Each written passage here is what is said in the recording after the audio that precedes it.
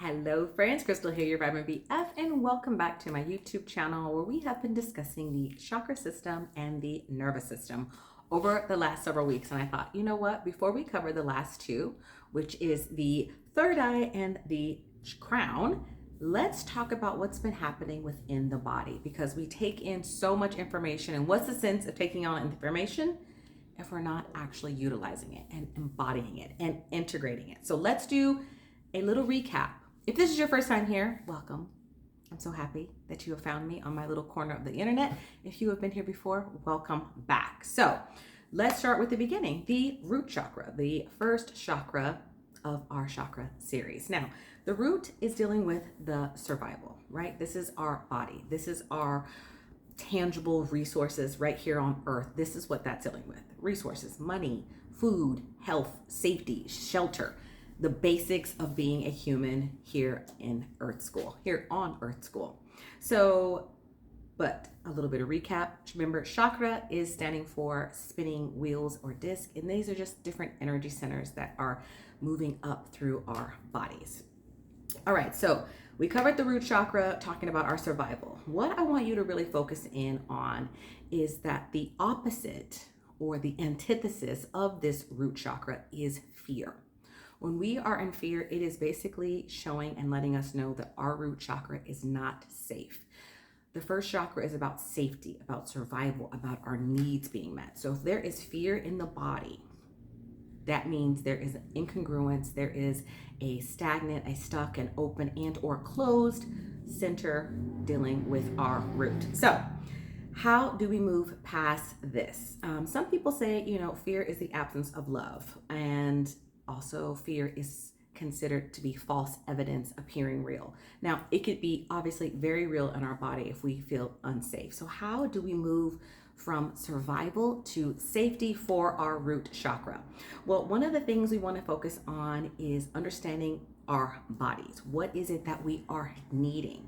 And one of the main things our bodies needs is rest. So that is one of the big takeaways for the root chakra is rest and grounding into the body, literally going out, putting your feet onto the earth, because that is also the planet associated with our bodies, with ourselves, with our root is earth. So we want to connect back to earth, back to self, back into the body, give it safety and give it rest, because the body is going to take it whether you give it or not. So do it willingly. Create a space for you to have rest. And it's going to look different for everybody depending on your season, etc., etc. So finding out what it is your body needs, tap into the body and give it rest. Okay, so that's what I want you to take away. Root chakra, rest. What does that look like this week that I can start incorporating, integrating today to have my body ground and find rest and safety?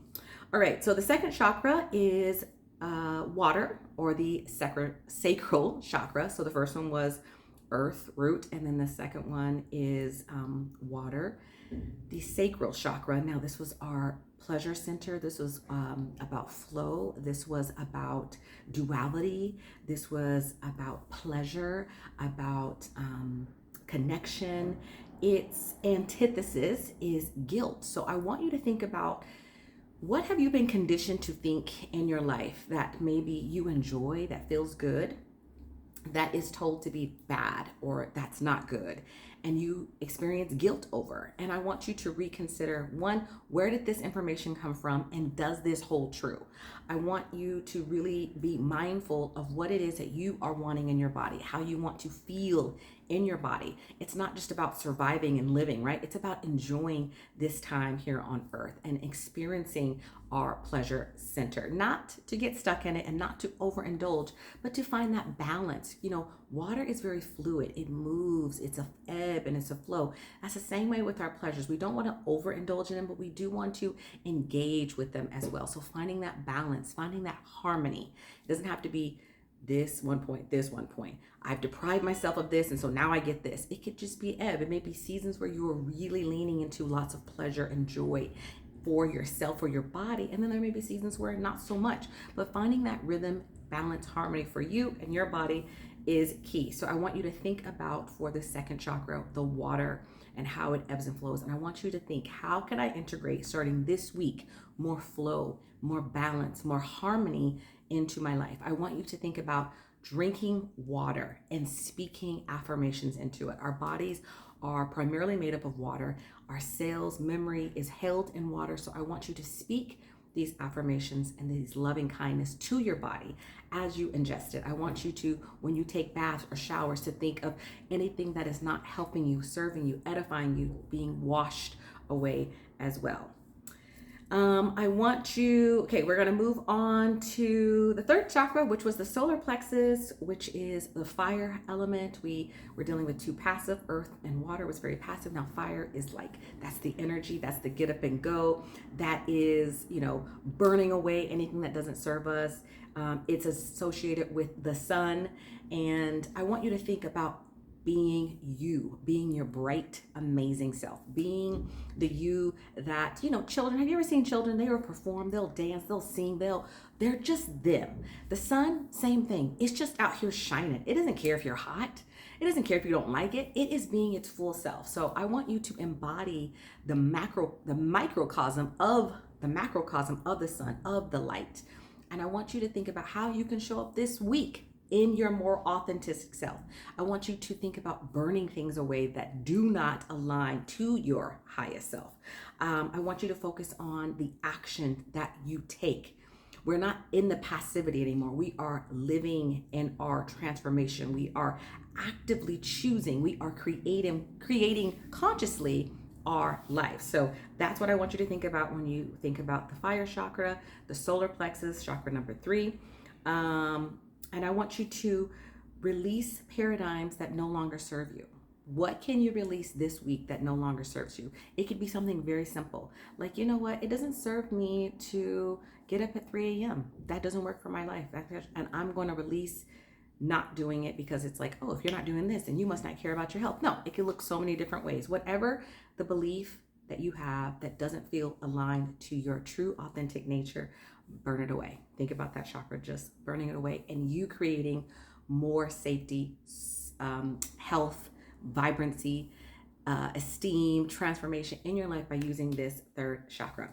All right. And just realizing that you create your own reality. Everything we are living and doing is because of us. We get to decide who's in our lives, what's in our lives. So use your autonomy, live in your power, live in your magic, live in your glow up, live in your bright, authentic, shiny self. Chakra 4, we dealt with the heart chakra, which is love. It deals with air. It's also associated with Venus. And I want you to think about relationships in the unity, because not just who we are partnered with, but who we have in our lives really affects the quality of our lives. So do you have people around you that are championing you on and encouraging you? Do you have cheerleaders or do you have critics? I really want you to think about the relationships that you have in your life that work and those that don't, because this is the time. One of the reasons I also caveat here for a minute, one of the reasons why I want to do this kind of breakdown of what we've covered this far is because we are in eclipse season, and this is a time of like shaking things up, releasing things that don't serve us, really get aligned for this next, not just quarter or 6 months, but we're really shifting the trajectory of our lives during this season. So that's why I want to do a recap. So I want you to really lean into the relationships that you are in community with and realize that you have the power, not just to create the life you want, but who is involved in your life and who is going to be affecting your decision making, whether you think they are or not. There is a unspoken consciousness, vibration, energy that comes from those around you. So I want you to also think about the love and understanding that love is really true healing. It's the power that fuels our growth and our transformation.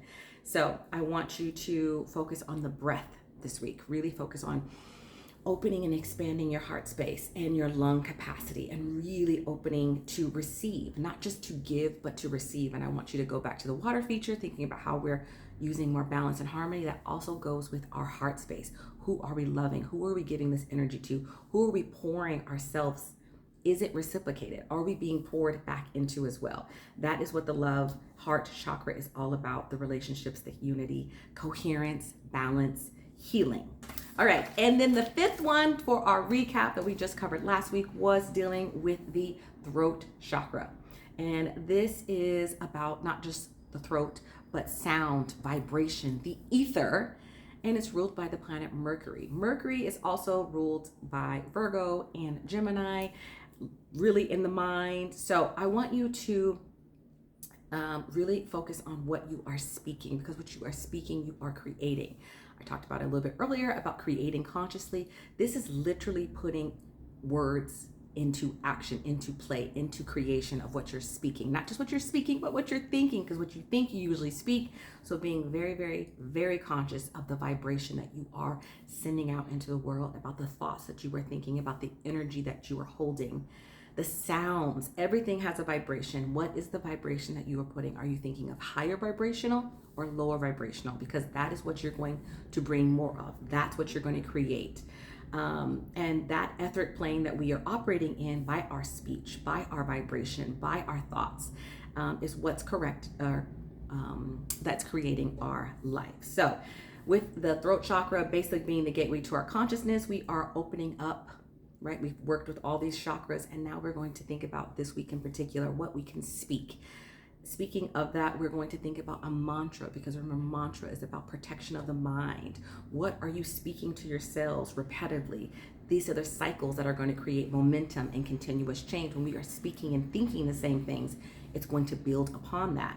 Chanting as well. Remember, Om was basically the universal sound, and it's also a way to kind of realign more coherence in our body. So I want you to think of a mantra that you can start thinking on and speaking on repeatedly through the day, throughout the week, throughout the rest of your life, that you can focus on.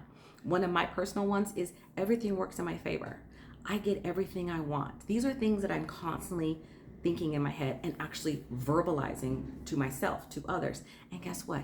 It starts to happen because our words are creating our lives. So those are the first 5 chakras. We are moving next week into the third eye, like I said, or the brow chakra and the crown chakra. I'm super excited, but I want you to utilize these chakras thus far, embody them, have them live within you, and start to incorporate these practices so that you too can start aligning into your highest vibration, that you can have more coherence in the body, in the energy, in the spinning disc.